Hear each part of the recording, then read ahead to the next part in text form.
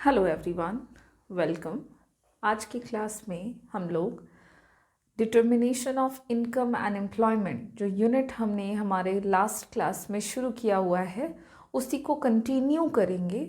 और last class में मैंने आपको बता दिया है अबाउट द कंजम्पशन, जिसमें हम लोग कंजम्पशन फंक्शन देख चुके हैं। कंजम्पशन कैसे बिहेव करते हैं इनकम में चेंज होने के साथ साथ हमने ये डिस्कस किया। फिर हम लोगों ने सेविंग्स की बात करी, सेविंग फंक्शन के बारे में हमने जाना, उसके कितने टाइप्स हैं हमने ये डिस्कस किया। एंड देन हम लोगों ने बात किया हुआ है इन्वेस्टमेंट और इन्वेस्टमेंट फंक्शन के बारे में।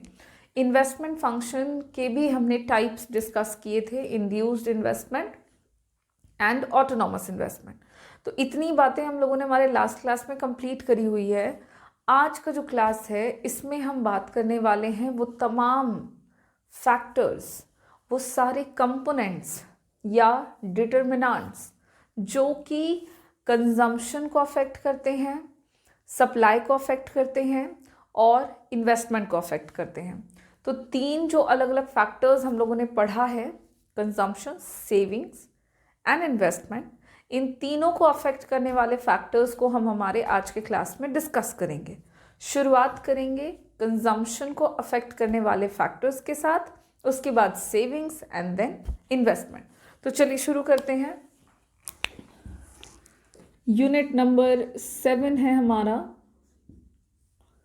और इस यूनिट में आज के टॉपिक में हम बात करेंगे वो तमाम फैक्टर्स जो कि अफेक्ट करते हैं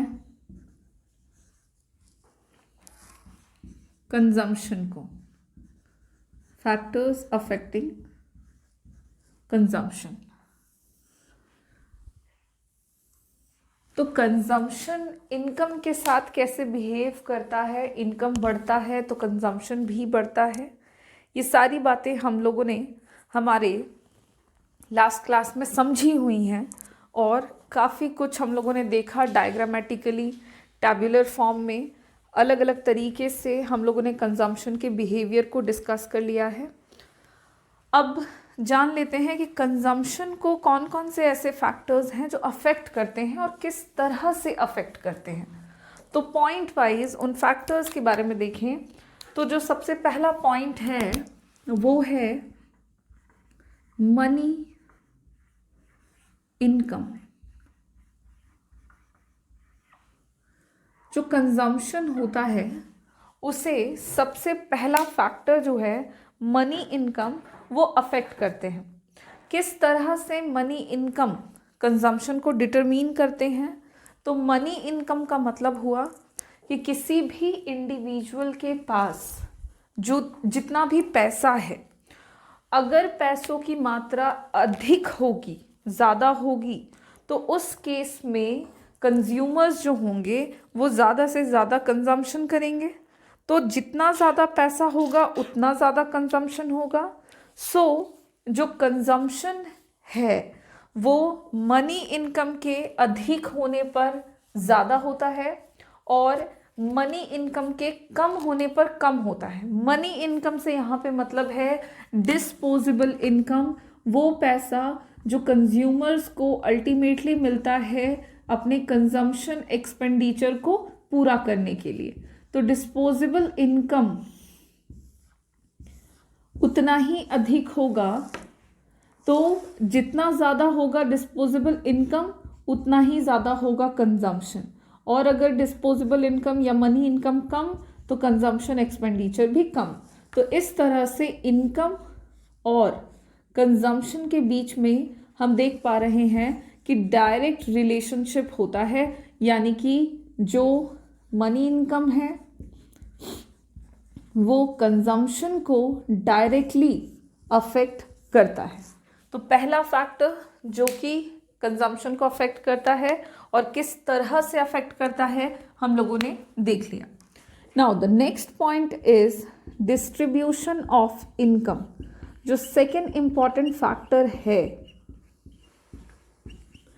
that is distribution of income. Distribution of income क्या है?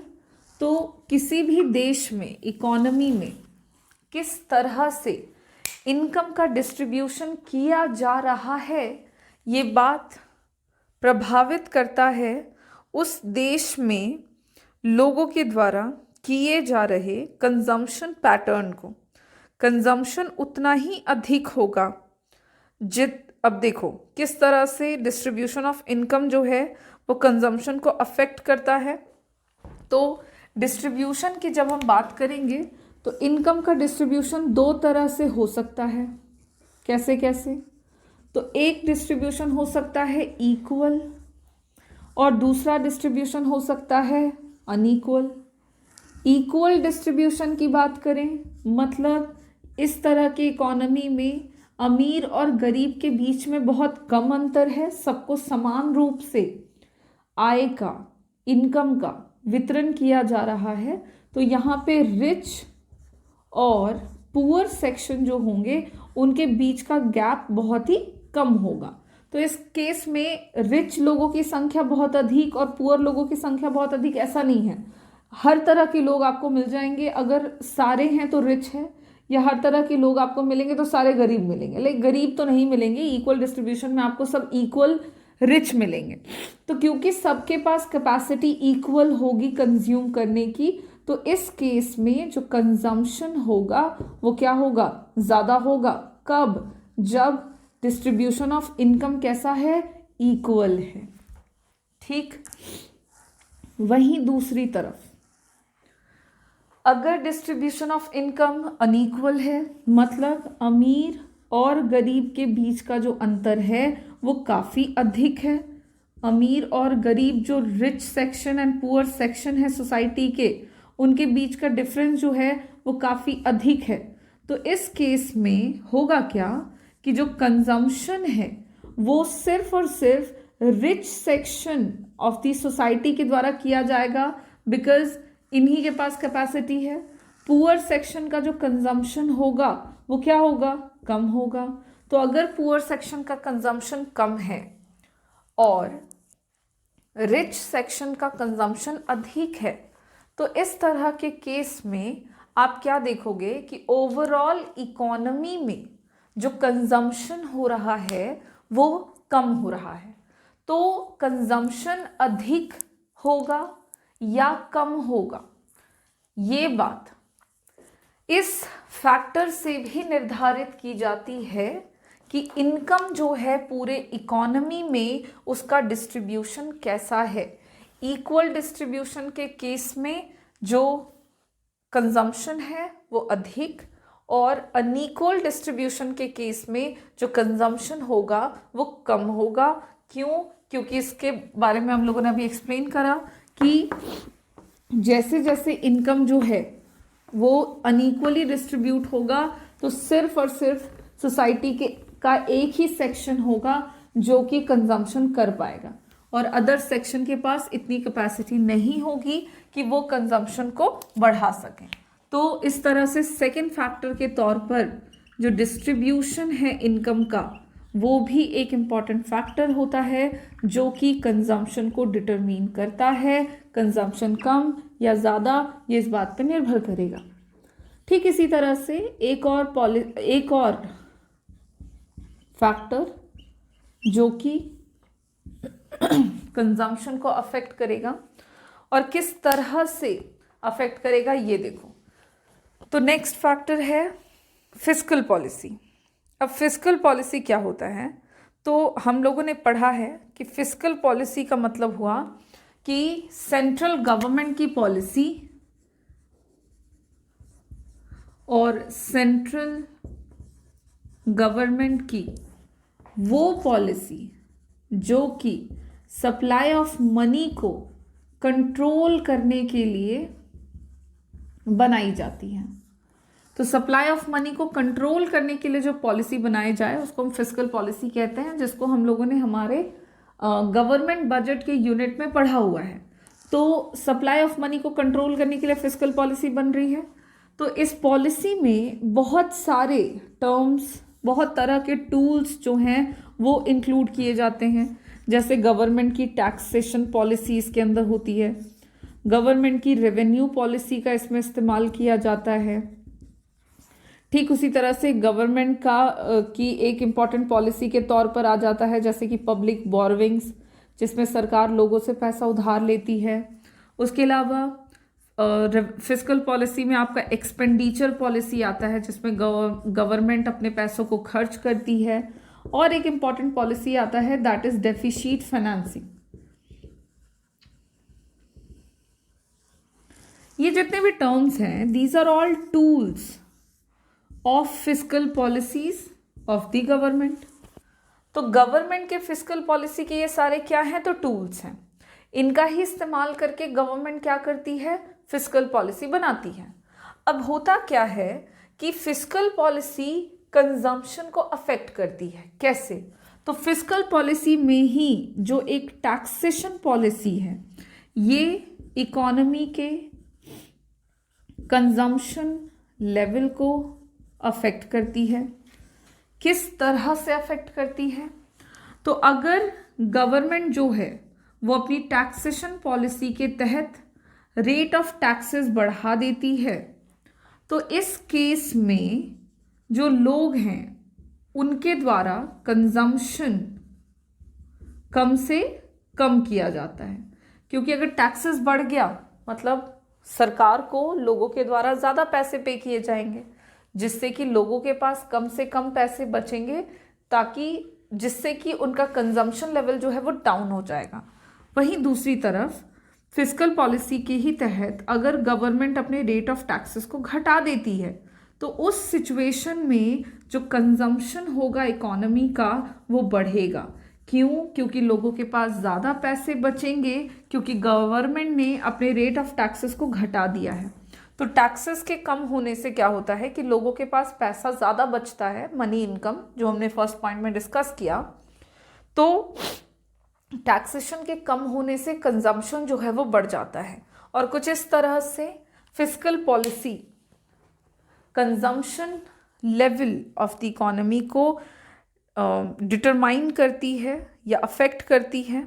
और इस तरह से एक और इम्पॉर्टेंट पॉइंट हो गया हमारा जो कि है फिस्कल पॉलिसी। फिस्कल पॉलिसी में जो हमने टैक्सेस की बात करी तो इसको आप इस तरह से भी डिफाइन कर सकते हो कि indirect taxes and direct taxes ये दोनों भी कंजम्पशन लेवल को क्या करते हैं, अफेक्ट करते हैं। एक तो हो गया कि टैक्स अगर अधिक होता है तब कंजम्पशन कम होगा, और टैक्सेस अगर कम होता है तो कंजम्पशन अधिक होगा। इसी में मैं आपको बता दूं कि टैक्सेशन पॉलिसी के तहत दो तरह के टैक्सेस गवर्नमेंट जो है वो लोगों पर लगाती है, direct taxes and indirect taxes.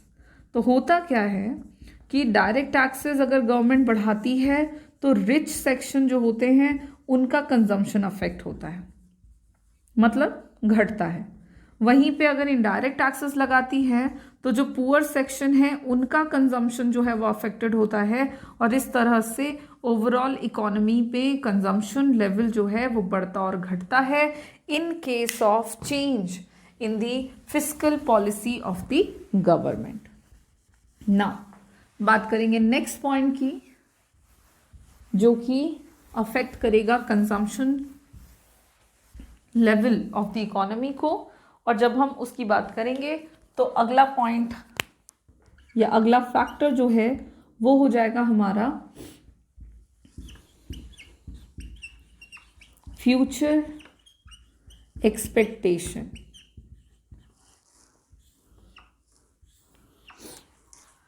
देखिए, फ्यूचर एक्सपेक्टेशन भी एक इम्पॉर्टेंट पॉलिसी है, या पॉलिसी नहीं है, एक इम्पॉर्टेंट फैक्टर है जो कि कंजम्पशन लेवल को डिटरमिन करने में हेल्प करता है। किस तरह से, तो ये देखो, और किस तरह का फ्यूचर एक्सपेक्टेशन, तो future expectation related to change in price of the economy. अब चेंज इन प्राइस में दो बातें ही हो सकती है। एक तो कि अगर इकोनॉमी में वस्तु और सेवाओं की कीमतें बढ़ जाएंगी तो उस केस में लोग जो हैं वो अभी मतलब प्रेजेंट टाइम पे अपने कंजम्पशन को बढ़ा देंगे। ध्यान दीजिएगा, अगर लोगों को लगता है कि फ्यूचर में प्राइसेस जो हैं वो बढ़ेंगे तो प्रेजेंट टाइम में लोग अपने कंजम्पशन को बढ़ा देते हैं। वहीं दूसरी तरफ अगर लोगों को ऐसा लगता है कि फ्यूचर में प्राइसेस जो होंगे वो ड्रॉप आउट होंगे, कम होंगे, तो लोग प्रेजेंट में अपने कंजम्पशन को भी घटा देते हैं, क्योंकि वो वेट करते हैं कि जब कीमतें घटेंगी तब हम कंजम्पशन को बढ़ाएंगे। तो कुछ इस तरह से फ्यूचर एक्सपेक्टेशन और the future expectation of change in prices जो होते हैं वो कंजम्पशन ऑफ द इकोनॉमी को अफेक्ट करते हैं और कुछ इस तरह से अफेक्ट करते हैं, जिसमें नेक्स्ट पॉइंट में हम देख लेते हैं जो फैक्टर कंजम्पशन को अफेक्ट करेगा, that is rate of interest.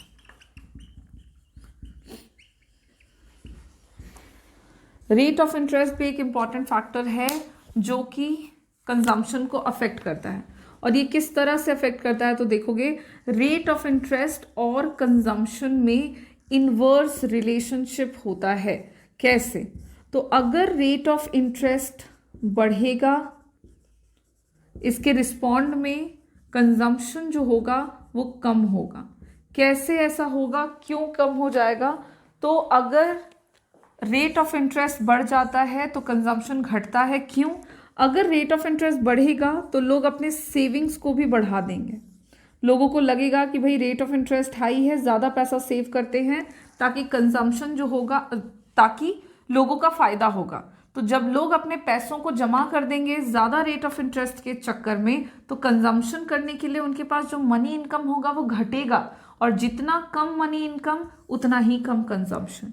वहीं दूसरी तरफ अगर रेट ऑफ इंटरेस्ट घटता है तब उस केस में लोग जो हैं वो अपने सेविंग्स को भी घटाते हैं, क्योंकि उनको समझ में आता है कि पैसा सेव करने में ज़्यादा बेनिफिट नहीं है, और इस केस में लोगों के हाथों में ज़्यादा पैसा होता है मनी इनकम के तौर पे, जिसके रिस्पॉन्ड में कंजम्पशन जो होता है वो बढ़ जाता है। तो कंजम्पशन बढ़ता है अगर रेट ऑफ इंटरेस्ट घटेगा, और अगर रेट ऑफ इंटरेस्ट बढ़ेगा तो जो कंजम्पशन है वो घट जाता है। तो रेट ऑफ इंटरेस्ट भी एक इम्पॉर्टेंट डिटर्मिनेंट होता है जो कि कंजम्पशन को डिटरमिन करता है।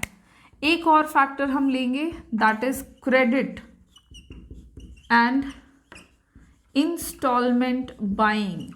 देखिए, वैसे प्रोडक्ट जिनके केस में, जिनको खरीदते वक्त आपको क्रेडिट फैसिलिटीज मिल रही हो या इंस्टॉलमेंट में चुकाने की सुविधा मिल रही हो, उस केस में कंजम्पशन जो होता है वो ज़्यादा होता है। अगर कोई प्रोडक्ट आप परचेज करते हैं और उस प्रोडक्ट के परचेज में आपको कुछ ऐसी सुविधाएं मिलती हैं कि आप अभी प्रोडक्ट ले लो, बाद में इसका पैसा चुकाना, या फिर आपको कुछ ऐसी सुविधा मिलती है कि आप अभी प्रोडक्ट ले लो और धीरे धीरे कर करके आप इस प्रोडक्ट की जो कीमत है उसको चुकाना। तो इस सारे फैसिलिटीज़ में होता क्या है कि जो कंजम्पशन होता है वो ज़्यादा होता है। तो कंजम्पशन ज़्यादा तब भी होता है जब आपको क्रेडिट फैसिलिटीज़ या इंस्टॉलमेंट बाइंग की सुविधाएं उपलब्ध होती है। ऑन दी अदर हैंड, अगर इस तरह की सुविधाएं उपलब्ध नहीं हैं तो कंजम्पशन जो होता है वो कम होता है। तो ये भी एक इम्पॉर्टेंट फैक्टर होता है जो कि कंजम्पशन को अफेक्ट करता है। और कुछ इस तरह से इतने कुछ पॉइंट्स में हमने आज डिस्कस कर लिया उन तमाम फैक्टर्स के बारे में जो कि consumption level of the economy को डिटरमिन करने में हेल्प करते हैं। किस तरह से ये डिटरमिन करते हैं मैंने आपको बताया है। अगर आपसे फैक्टर्स अफेक्टिंग कंजम्पशन पूछा जाएगा, आप ये सारे पॉइंट्स लिख सकते हैं, और ये किस तरह से कंजम्पशन को अफेक्ट करते हैं आप इसको भी अपने खुद के लैंग्वेज में, बिल्कुल ईजी लैंग्वेज में, जो आपके लिए समझने लायक हो, कॉम्प्रिहेंड करने लायक हो, आप उससे उस आंसर को कंप्लीट कर सकते हैं। नेक्स्ट क्लास में हम क्या करेंगे, तो हम उन फैक्टर्स को डिस्कस करेंगे जो सेविंग्स को अफेक्ट करते हैं, और किस तरह से अफेक्ट करते हैं हम उसको भी डिस्कस करेंगे डिटेल में। तो आज के क्लास को हम यहीं पे फिनिश करेंगे जहाँ पे हमने वो तमाम फैक्टर्स को डिस्कस किया जो कंजम्पशन को अफेक्ट करते हैं। Thank you.